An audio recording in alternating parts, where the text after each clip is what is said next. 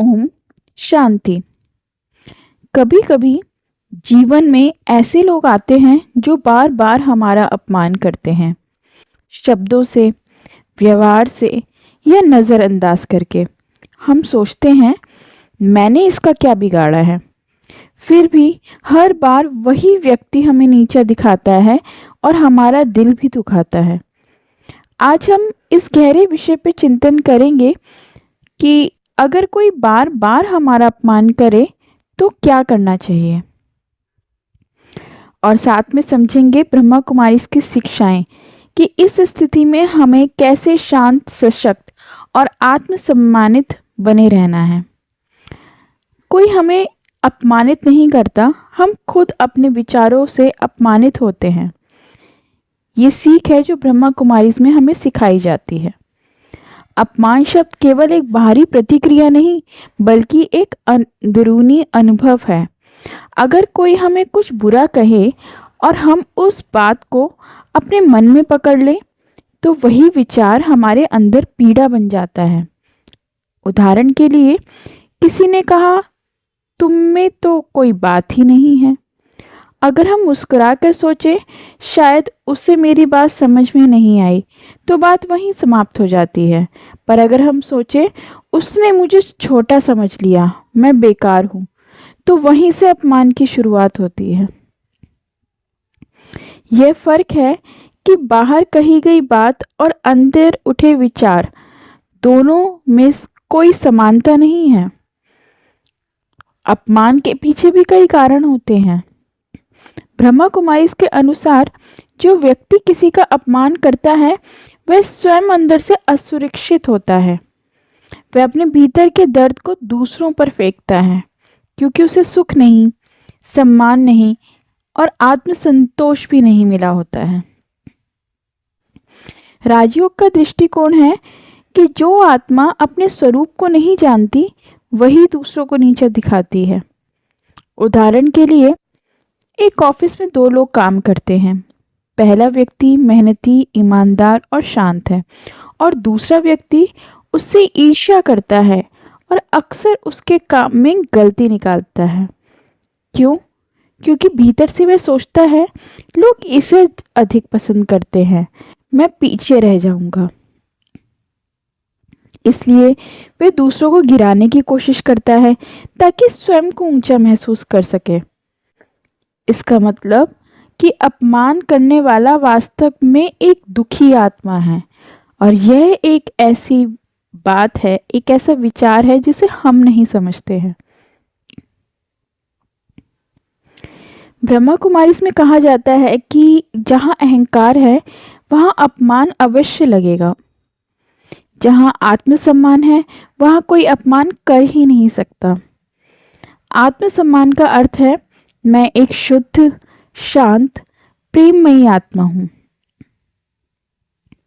जब हमें यह अनुभव होता है तो कोई भी व्यक्ति हमारी शांति को छीन ही नहीं सकता।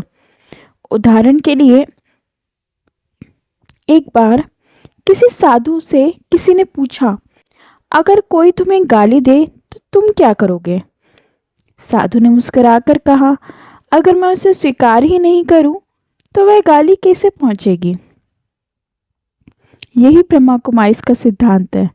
जो भेजे वह उसका, और जो स्वीकार करे वह अपना।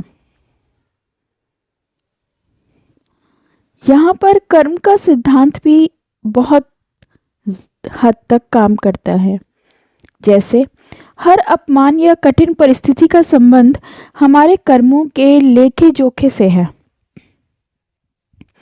ब्रह्मा कुमारी इसमें सिखाते हैं कि कोई भी हमें बेवजह दुख नहीं देता।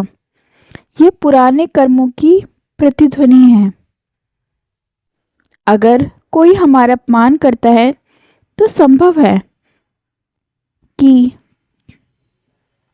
हमने भी किसी जन्म में या किसी जन्म में किसी को ऐसा दुख दिया हो। अब वह लौट रहा है ताकि हम सीख सके और शुद्ध हो सके।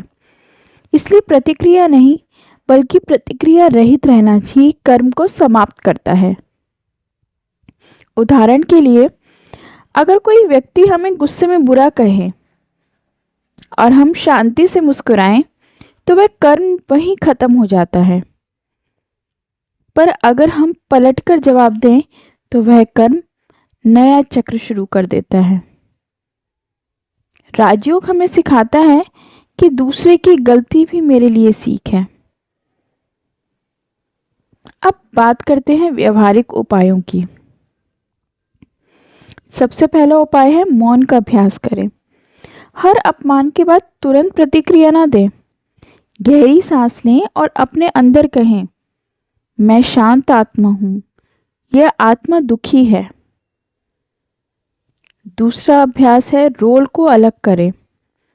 वह व्यक्ति अपनी भूमिका निभा रहा है, जैसे नाटक में कोई खलनायक होता है। उसका उद्देश्य आपको गिराना नहीं, बल्कि आपको सिखाना होता है। तीसरा तरीका है अपने संस्कार बदलें। अपमान के क्षण में सोचें, यह मुझे सिखाने आया है कि मेरा आत्मसम्मान कितना मजबूत है। अगला अभ्यास है ईश्वर से संबंध जोड़ें। राजयोग में हम परमात्मा को सर्वशक्तिमान पिता मानते हैं। जब हम उनसे शक्ति लेते हैं तो किसी का भी अपमान हमारे मन को छू ही नहीं सकता। अगला अभ्यास है शुभ भावना रखें। यह व्यक्ति अभी अज्ञान में है, वह भी एक दिन ज्ञान में आएगा। यह भावना हमारी आत्मा को और अधिक शुद्ध बनाती है। हर अपमान एक आत्मिक शक्ति की परीक्षा है। जितना कोई हमें नीचे दिखाने की कोशिश करे, उतना हम अंदर से और ऊंचे बन जाते हैं। अगर हम सजग रहें तो यह हमारे लिए बेहतर है। ब्रह्मा कुमारी इसमें कहा जाता है, अपमान को दर्द नहीं वरदान बना लो, क्योंकि यह हमें ईश्वर की ओर ले जाता है, जहाँ कोई अपमान, कोई कमी, कोई डर नहीं रहता। उदाहरण के लिए शिव बाबा कहते हैं, जो सबको सम्मान देता है वही सच्चा आत्मसम्मान प्राप्त करता है। अर्थात जब कोई हमें बार बार अपमानित करे तो यह ना सोचे वह क्यों ऐसा कर रहा है, बल्कि यह सोचे मुझे यह क्यों सिखाया जा रहा है। क्योंकि जीवन की हर घटना एक पाठ है और हर व्यक्ति एक शिक्षक। तो आइए हम निर्णय लें, अब कोई चाहे जो भी कहे, मैं अपने आत्मसम्मान में स्थिर रहूंगा और अपने भीतर की शांति को अटूट बनाए रखूंगा। ओम शांति।